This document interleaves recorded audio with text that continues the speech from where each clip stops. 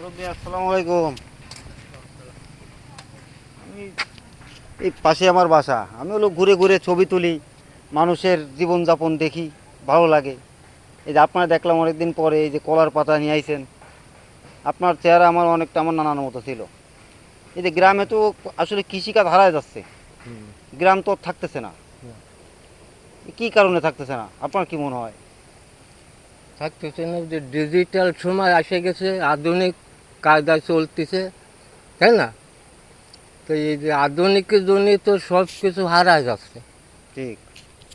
এই যে উম, নতুন প্রজন্ম যেভাবে শুরু হয়েছে, আর সব থেকে বেশি নষ্ট হচ্ছে মোবাইলই।